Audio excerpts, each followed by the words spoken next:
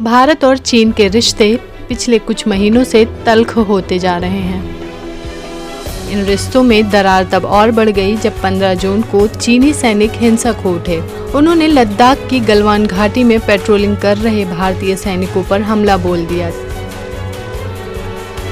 भारत और चीन के बीच गलवान घाटी में हुई हिंसा को लेकर चीन के बयान के बाद भारतीय विदेश मंत्रालय ने कहा कि भारत की सेना ने कभी लाइन ऑफ एक्चुअल कंट्रोल के उल्लंघन की कोशिश नहीं की है।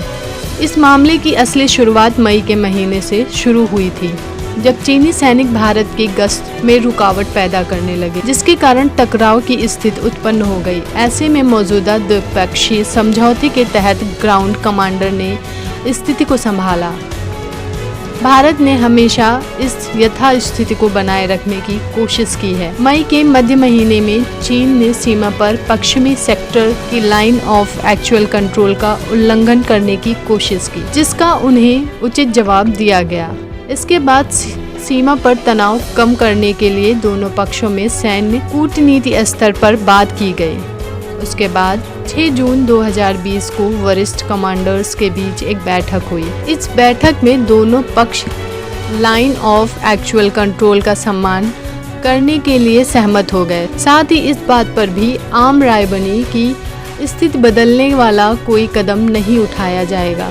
लेकिन चीनी सैनिक गलवान घाटी इलाके को लेकर इस सहमति का सम्मान नहीं कर सके और लाइन ऑफ एक्चुअल कंट्रोल के ठीक नज़दीक निर्माण कार्य शुरू किया। जब उन्हें ऐसा करने से रोका गया तो 15 जून को उन्होंने हिंसक कदम उठाया, जिसमें 20 भारतीय सैनिकों की मौत हो गई। इसके बाद भारतीय विदेश मंत्री ने चीनी विदेश मंत्री वांग यी से बात की और कड़े शब्दों में अपना विरोध जताया। उन्होंने चीन के लगाए आरोपों से इनकार किया और कहा कि चीन वरिष्ठ कमांडरों के साथ बैठक में जो सहमति बनी थी उससे पीछे हट रहा है।